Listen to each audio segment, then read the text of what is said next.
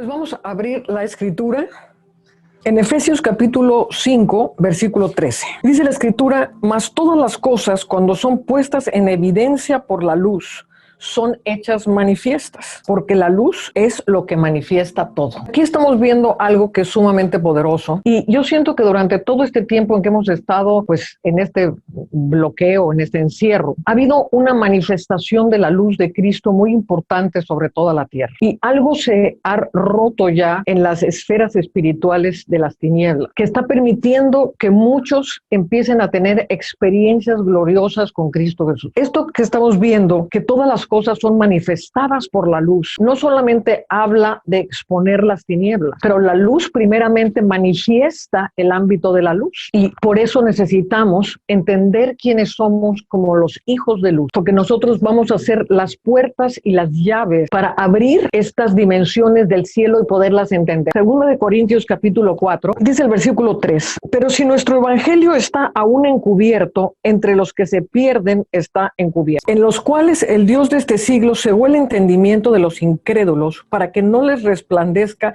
la luz del evangelio de la gloria de Cristo, el cual es la imagen de Dios. Ahora, lo que el Señor me ha estado mostrando es cómo el evangelio fue realmente cegado a la iglesia. 2020 años desde que el evangelio empezó en la tierra, o sea, que desde que Jesús vino a la tierra. Y estamos leyendo que la primera intención del diablo es cegar el entendimiento y velar el evangelio. Leímos en el versículo 4 que dice que el entendimiento fue cegado para que no les resplandezca la luz del evangelio de la gloria. Aquí estamos viendo que el evangelio, si no es entendido por medio de la gloria de Dios, es cegado al entendimiento natural. La mente humana es completamente incapaz de captar la luz de la gloria de Dios. Con lo que nos hemos venido enfrentando, y por eso vino este paro, es que por más de 2000 años el evangelio ha tratado de ser interpretado por la mente humana, y por eso hoy tenemos un evangelio que necesita ser reformado. Dios necesita los hijos de luz en este momento.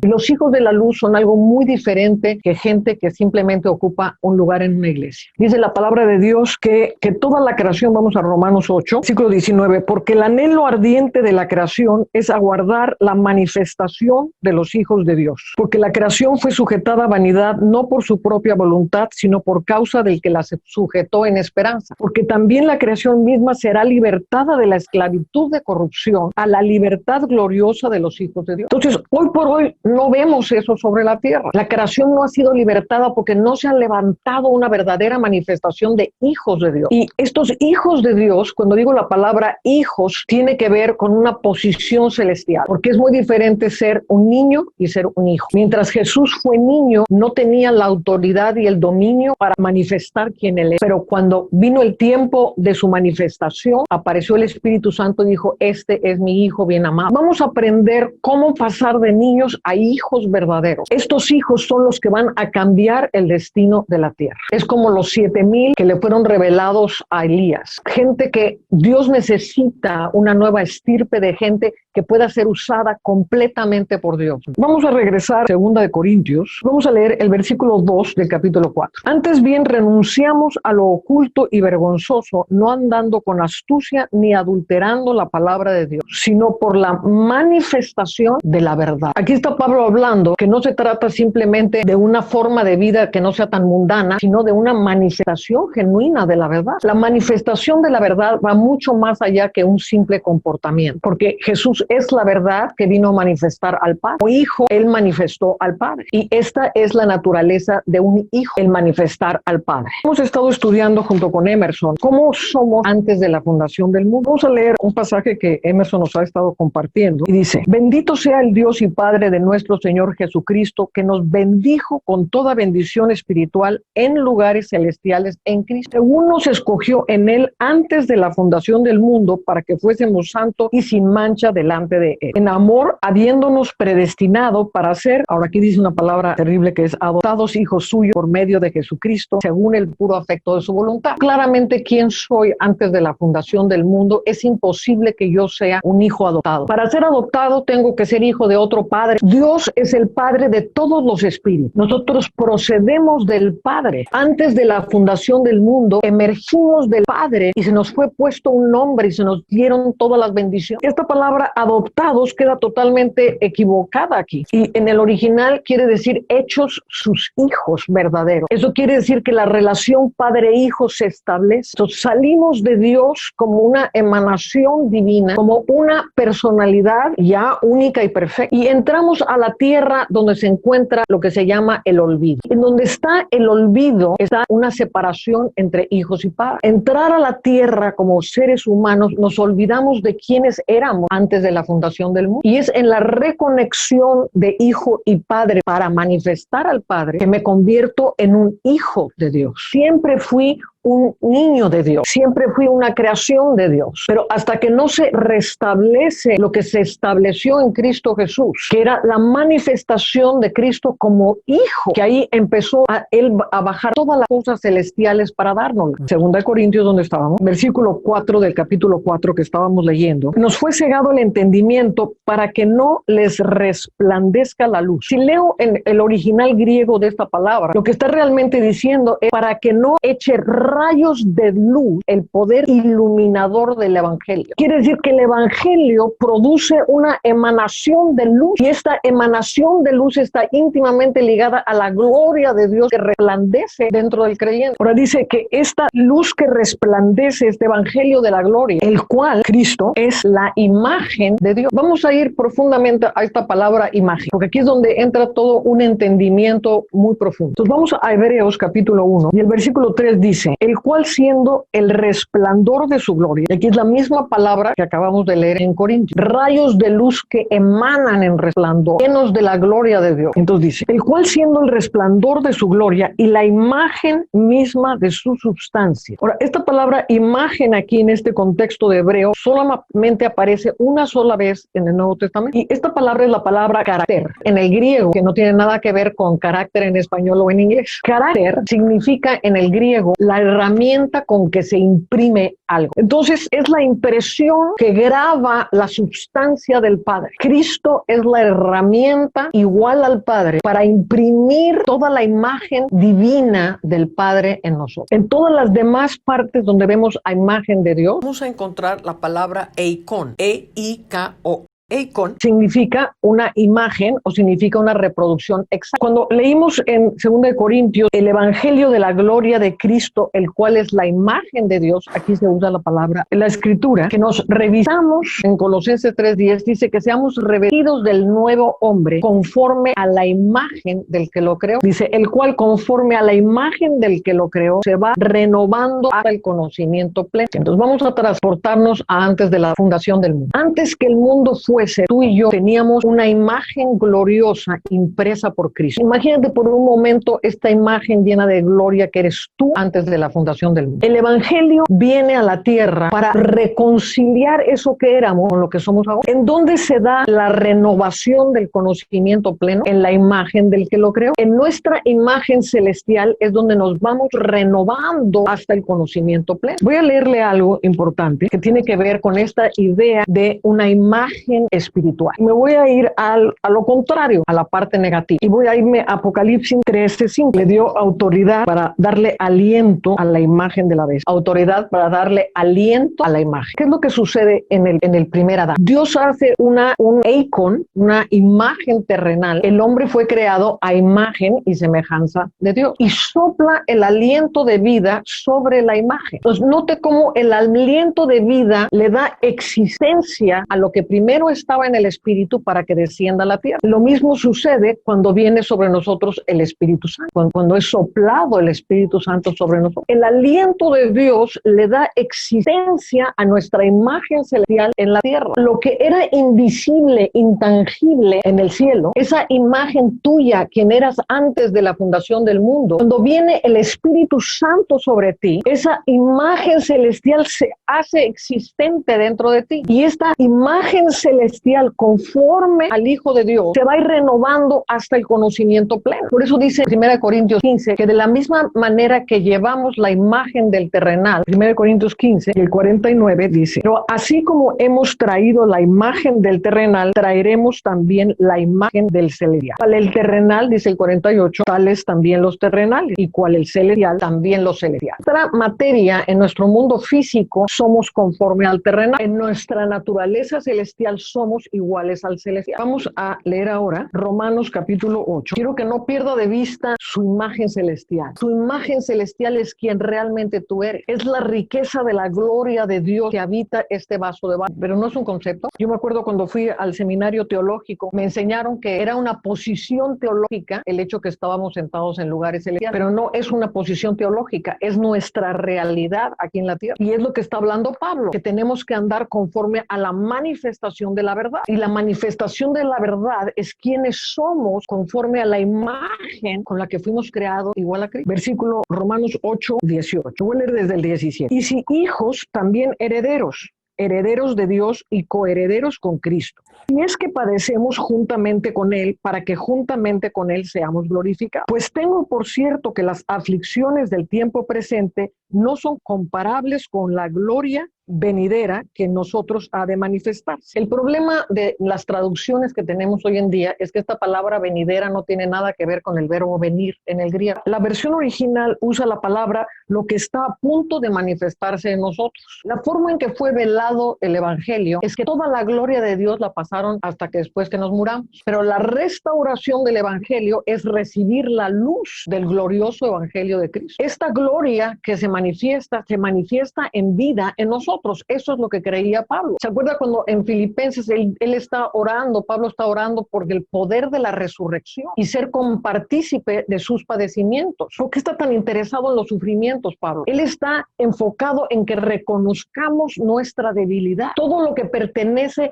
a la tierra, todo lo que pertenece al mundo físico, a nuestra mente, eso tiene que ser procesado para que lo que es divino emerja de nosotros. ¿Por qué anhela los sufrimientos? Esto no tiene que ver con un sentido de tortura, porque también se ha interpretado religiosamente y en muchos monasterios y monjas y sacerdotes se flagelan y todo buscando este padecimiento. Aquí no está hablando Pablo de ese tipo de sufrimiento, todo lo que padecemos en vida y todos sufrimos en la vida. ¿Quién es el que no padece en la vida? Pero de lo que está Pablo hablando es que en cada sufrimiento hay una victoria que nos lleva a la resurrección, a esa imagen resucitada. Cada padecimiento que yo logro entrar en esa victoria, lo sujeto bajo mis pies para ser conformado a la mente de Cristo. Cada sufrimiento que logro esa victoria me posiciona en resurrección. Cada cosa que Dios permite que tú padezcas tiene que ver con una victoria de resurrección dentro de ti. Por eso Pablo decía, no viendo las cosas que se ven, sino las que no se ven. Porque esta leve tribulación momentánea contribuye en nosotros un peso cada vez más excelente de gloria. Si es que puedo ver las cosas que no se ven. No viendo las cosas que se ven, sino las que no se ven. Cristo vino a la tierra y se hizo carne para devolvernos esa imagen gloriosa con la que fuimos creados para sojuzgar la tierra. Porque de cierto estas aflicciones en el tiempo presente no son comparables con la gloria que está a punto de manifestarse. ¿Por qué Pablo está escribiendo así a los romanos? Nosotros hemos tenido la oportunidad de tener muchísimas predicaciones, pero esta carta está escrita para cristianos muy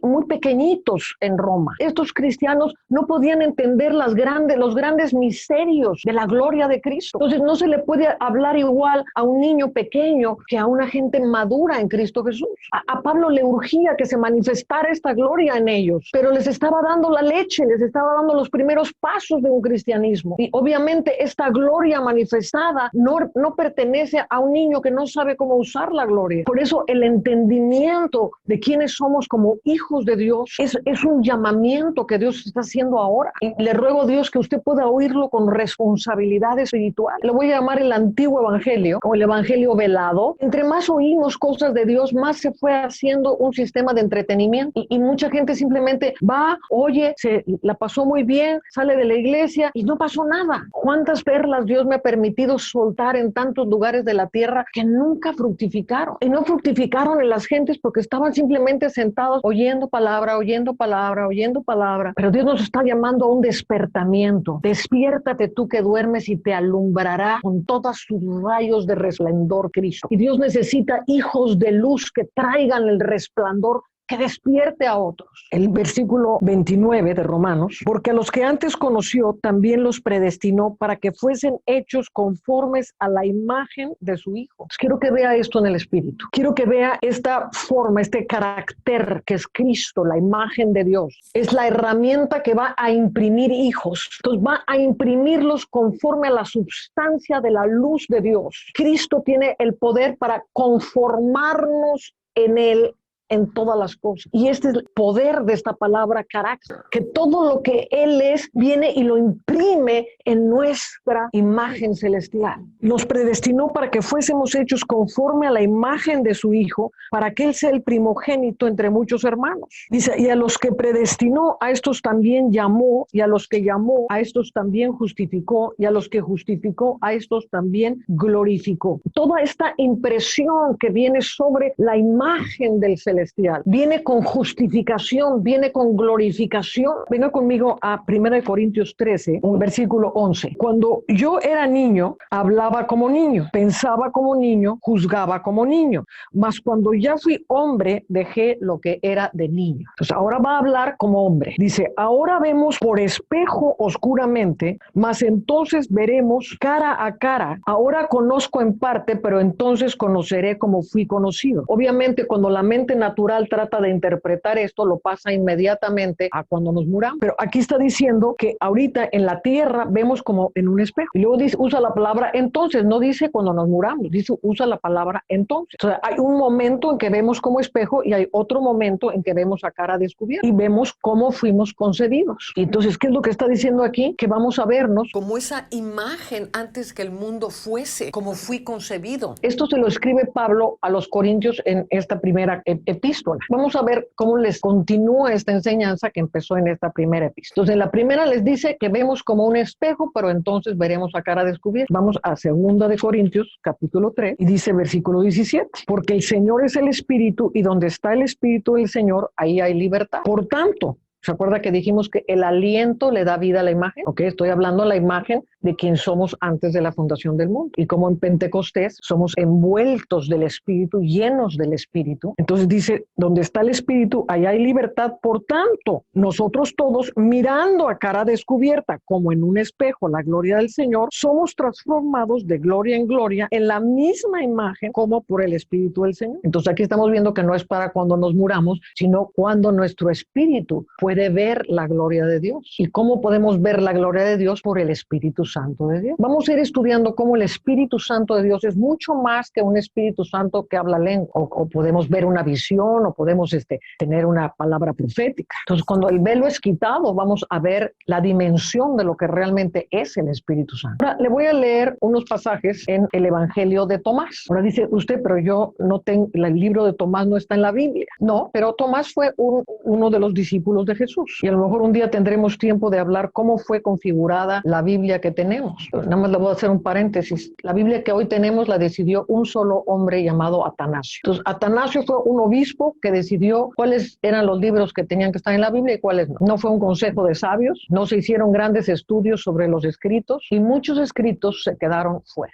El Apocalipsis estuvo a punto de quedarse fuera, igual que el Evangelio de Juan. Entonces, hay algunos libros que Dios está sacando a la luz. Cuando la luz se manifiesta, muchas cosas que estaban ocultas salen a la luz. Y cuando leemos el manuscrito de Tomás, encontrado en la cueva de Nag Hammadi, y fue encontrado en el 1945, y esto está en Egipto. Al leerlo se va a dar usted cuenta que es muy paralelo a los otros evangelios. Pero Jesús le habla a Tomás en una forma mucho más intelectual que a los demás. Tomás era el que procesaba todo. ¿Se acuerda? Por eso no creyó en la resurrección a la primera. Hay muchos historiadores que han estudiado a Tomás muy preciosamente. So there are many historians that have studied Thomas in depth. Y cómo la relación entre Jesús y Tomás fue una relación muy profunda. Son 114 versículos el Evangelio de Tomás. Entonces voy a leer el versículo 83 y lo voy a leer de la traducción del inglés. La traducción del griego al inglés es mejor que la del español. Estamos hablando de nuestra imagen celestial. Versículo 83 dice: las imágenes se manifiestan a la humanidad, pero la luz que está dentro de ellas se esconde en la imagen de la luz del Padre.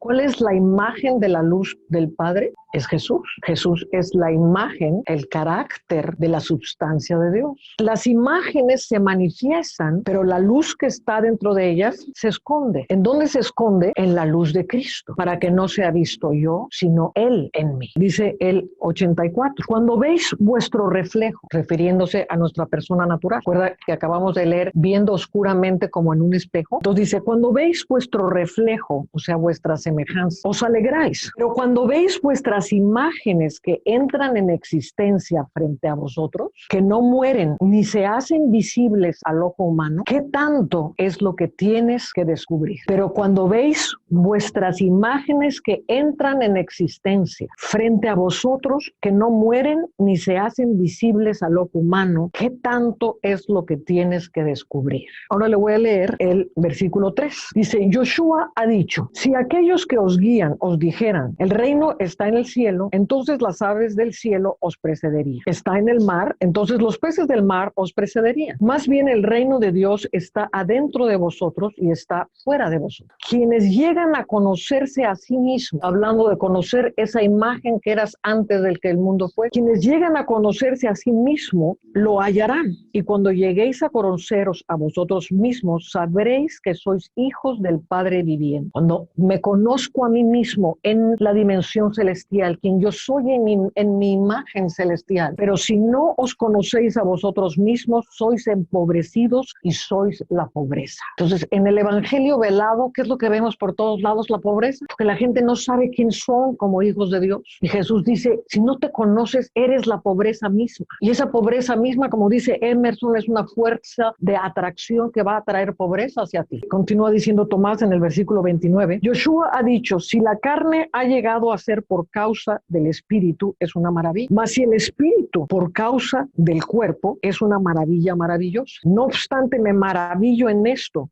que esta gran riqueza ha morado en esta pobreza. ¿Cómo esta gran riqueza, esta imagen celestial, ha morado en esta pobreza? Y como decía Pablo, todo lo estimo por basura. A fin de conocerlo a Él y el poder de la resurrección. Todo esto es basura. Ponemos nuestros ojos en las cosas de la tierra y no son más que basura. Bueno, y termino con el versículo 85 de Tomás. Y Yoshua ha dicho, Adán entró en la existencia por un gran poder y por medio de una gran riqueza. Pero sin embargo no se hizo digno de vosotros, pues si hubiera sido digno no habría saboreado la muerte. Adán fue creado por medio de un gran poder y una gran riqueza. Tu imagen fue creada antes de la fundación del mundo por gran poder y por gran riqueza. Dejando pues esta pobreza, vivamos por la gloria de su riqueza. Aleluya. Gracias, Padre. Te pido, Señor, que selles esta palabra, que no sean perlas preciosas que caen en tierra árida, que tu remanente escogido pueda asirse a estas verdades y manifestarlas. No andemos conforme a la oscuridad de la pobreza, pero en la manifestación de la verdad. but only the manifestation of truth.